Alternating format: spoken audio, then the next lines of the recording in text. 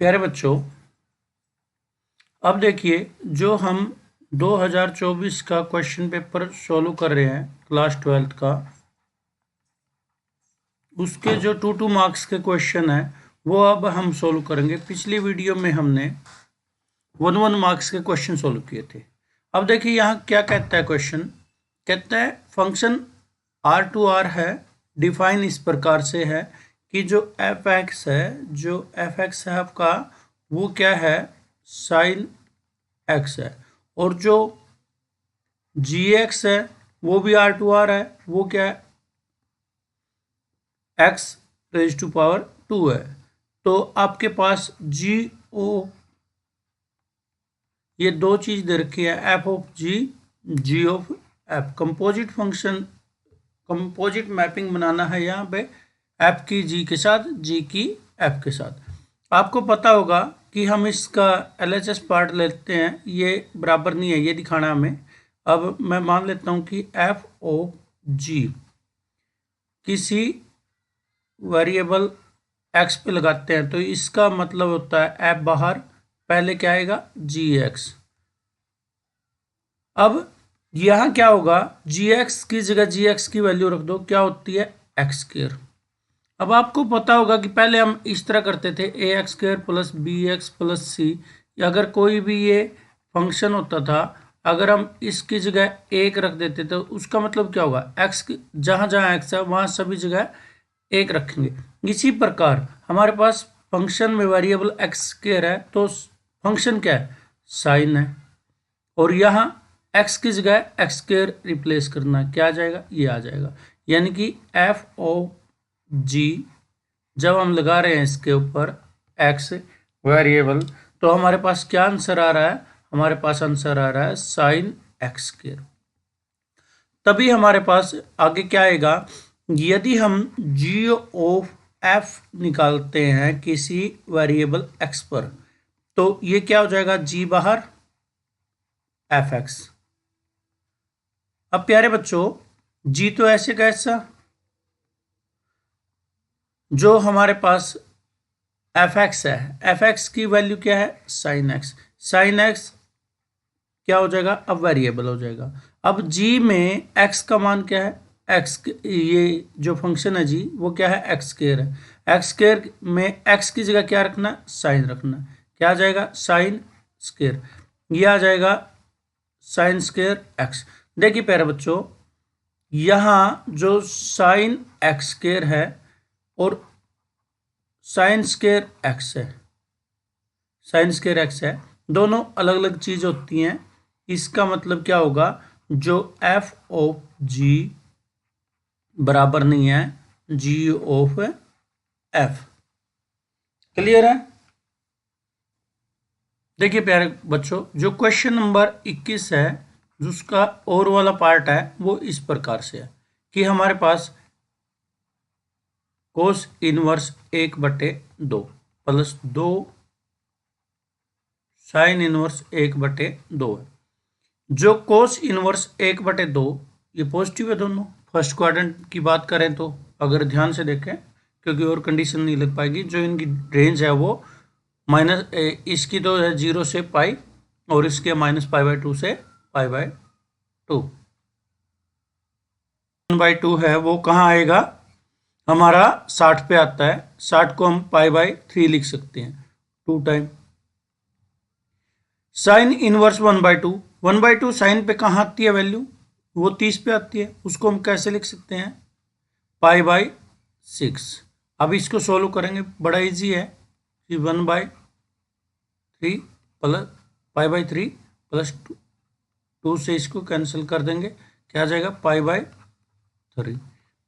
LCM 3 आ गया, pi plus pi क्या आ जाएगा, 2π/3 इज द आंसर।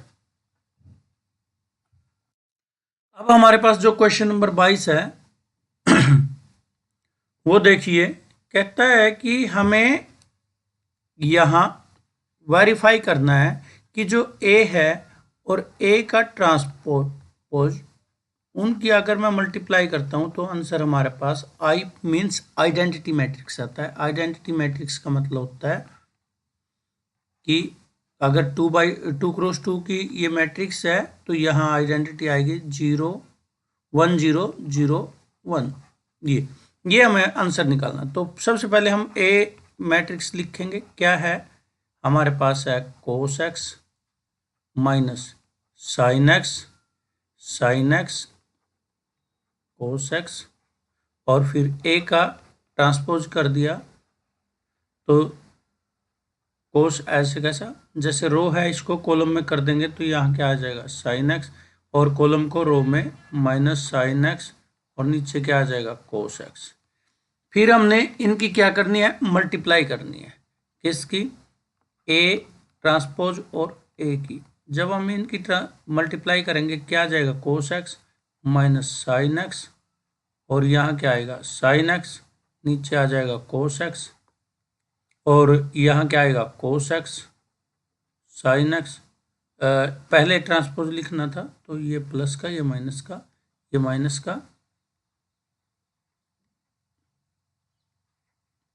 ये। अब मल्टीप्लाई करते हैं कैसे किस तरह होती है मल्टीप्लाई वो आपको पता होगा कि रो की फर्स्ट रो की पहले फर्स्ट कॉलम से फिर सेकंड कॉलम से। ठीक है तो लिखिए कोस की कोस से कोस स्क्वायर एक्स माइनस की माइनस से प्लस एक्स साइन एक्स की साइन एक्स से साइन स्क्वायर एक्स। अब जो फर्स्ट रो की सेकंड कॉलम से करते हैं तो कोस की साइन से sine x cos x minus sine की कोस से माइनस का साइन एक्स कोस एक्स। अब फिर आपने क्या करना है जो हमारे पास सेकंड रो है उसकी पहले फर्स्ट कॉलम से फिर सेकंड कॉलम से तो हम क्या करेंगे साइन की कोस से साइन एक्स कोस एक्स फिर कोस की साइन से माइनस का sign x cos x. Second column से करेंगे सेकंड रो की साइन से साइन स्क्वायर एक्स और कोस की कोस से प्लस बीच में आएगा कोस स्क्वायर एक्स। देखिए ये आपस में कैंसिल आउट यहाँ क्या रह जाएगा ये आइडेंटिटी है sine square theta plus cos square theta is equal to 1 तो ये क्या आ जाएगा आइडेंटिटी इट्स प्रूव्ड। क्लियर है। अब जो हमारा क्वेश्चन नंबर 23 है वो क्या कहता है डिफ्रेंशिएट करना हमें किसको क्वेश्चन नंबर 23 है इसको डिफ्रेंशिएट करना। देखिए यहाँ जो क्वेश्चन होते हैं हम इसको मान लेते हैं लेट करके y क्योंकि आदत से मजबूर होते हैं हम कि बराबर में y होता है तो हमें संतुष्टि सी मिल जाती है कि हम डेरिवेटिव कर रहे हैं। देखिए एक आइडेंटिटी होती है कि 1 माइनस कोस 2 थीटा वो होती है 2 साइन स्क्वायर थीटा। एक आइडेंटिटी होती है 1 प्लस कोस 2 थीटा वो होती है 2 कोस स्क्वायर थीटा।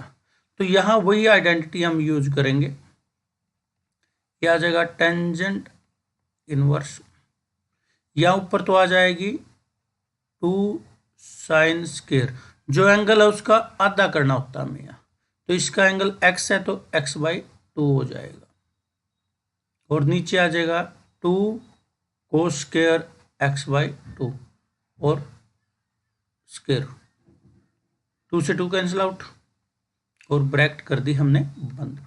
अब ये क्या आ जाएगी टेंजेंट इनवर्स। देखिए दोनों का स्क्वायर है तो फर्क नहीं पड़ेगा फॉर्मूला लग जाएगा टेंजेंट स्क्वायर x/2 स्क्वायर से square cancel square root cancel ये बच जाएगा टेंजेंट इनवर्स टेंजेंट x/2 तो ये इससे कैंसिल आउट x/2 y बच जाएगा। अब ये 1 आ गई।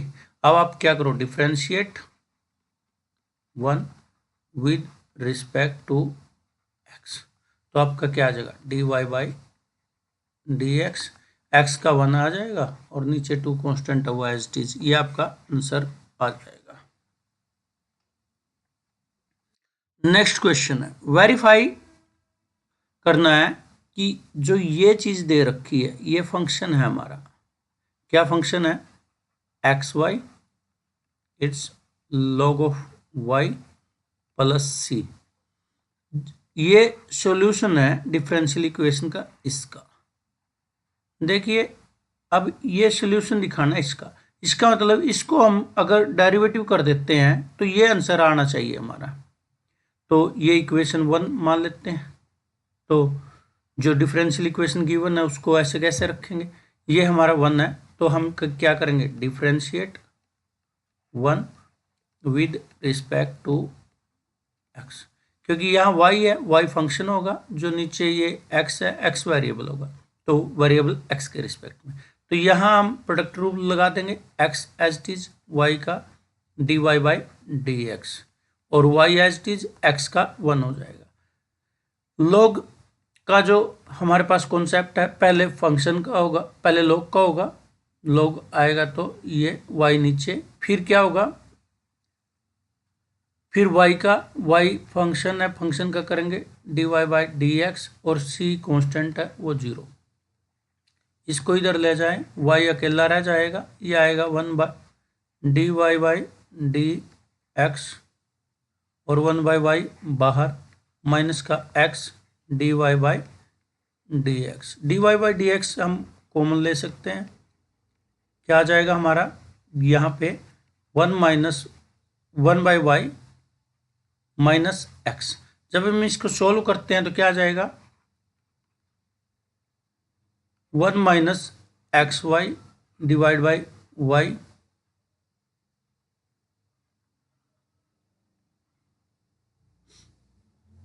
और यहाँ मिलेगा d y by d x.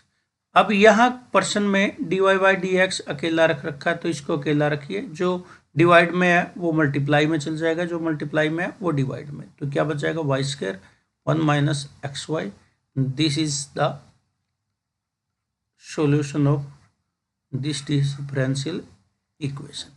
ये जो फंक्शन दे रखा है यहाँ प्रूव हो गया कि ये इसका सॉल्यूशन है डिफरेंशियल इक्वेशन। सेकंड इसी का और वाला पार्ट है, कहता है general solution of differential equation, इसका जर्नल सॉल्यूशन निकालना है। ये वेरिएबल सेपरेबल टाइप में क्वेश्चन है, d y by d x हमारे पास है।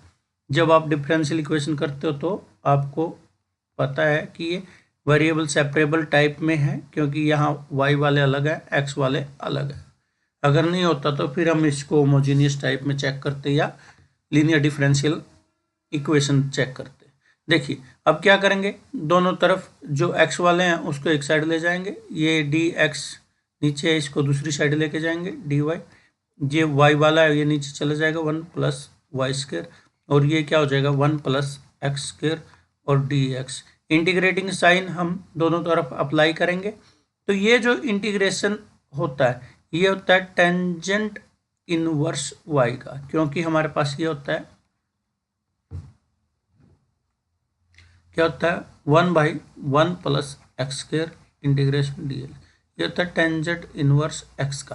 तो इसी तरह ये y एज ए फंक्शन, क्योंकि यहाँ जो d के साथ जो दिया होता है उसे वेरिएबल ट्रीट करते हैं हम। यहाँ क्या होगा, यहाँ 1 का इंटीग्रेशन x, और जो एक्स स्क्वायर था इसका इंटीग्रेशन 3 बाई 3 प्लस c आ जाएगा। तो this is the required solution of this differential equation.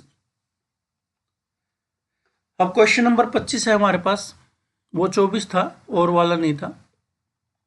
कहता है इवेलुएट ये करना होता है P of A union B, हमें ये इवेलुएट करना है, जबकि हमें फॉर्मूला पता है कि P of A union B का वो होता है P of A plus P of B minus P of A intersection B, जबकि हमारे पास ये प्रोबेबिलिटी दे रखी है, इसका मतलब होता है P ऑफ A की एक्यूरेंस हमें निकालनी होती है, जबकि B की ऑलरेडी अक्कर होती है। इसका जो मान होता है वो होता है P ऑफ A इंटरसेक्शन, ये A आएगा A का B से, और divide by P of B, जो पीछे दे रखा होता है वही आएगा। यहाँ हम इसकी वैल्यू दे रखी है 2/5, 2/5 दे रखी है। तो यहाँ से इसकी वैल्यू ये क्या आ जाएगा, p को डिवाइड करते हैं, इधर डिवाइड में था तो मल्टीप्लाई करते हैं, p ऑफ b आ जाएगा। ये वैल्यू आ जाएगी p of a intersection b की। तो इसके अंदर रखते हैं हम जो जो मान हमें पता है। हमें निकालना क्या है, हमें निकालना है इसकी वैल्यू। चलिए करते हैं शुरुआत। ये वैल्यू निकालनी है p of a union b। p of a का मान कितना है, ये दे रखा है p ऑफ a, ये p b का आधा है, प्लस p ऑफ b का मान हमें दे रखा है 5/13, और इसकी जगह क्या है -2/5 pb। यहां से pb का मान हमारे पास दे रखा 5/13, तो ये 5/26 आ जाएगा, प्लस 5/13 आ जाएगा, और ये आ जाएगा ये 2/5, 5/13, ये 5 से 5 कैंसिल आउट हो जाएगा क्योंकि हमारा जो है। अब ये आंसर बचा हमारा, यहाँ पे क्या बचता है कि 5/26 प्लस 5/13 -2/13। अब हम इसका एलसीएम लेते हैं, तो क्या आ जाएगा हमारा, एलसीएम आ जाएगा 26 और 5 एज इट इज, प्लस 13 दूनी 26, 2 की 10, 5 से 10, 13 दूनी 26, ये ऊपर 4, ये आ जाएगा 11/26। ये हमारा आंसर आ जाता है। प्यारे बच्चों, अगर आपको ये वीडियो अच्छी लगी हो तो वीडियो को लाइक कर देना। अगर आगे भी आपको +2 के जो बोर्ड के पेपर हैं उनका सलूशन चाहिए तो हमारे चैनल को सब्सक्राइब कर लेना। वो कोई कंपलसरी नहीं है कि भाई आपको करना ही है, अगर अच्छा लगे तो आप कर सकते हो। धन्यवाद।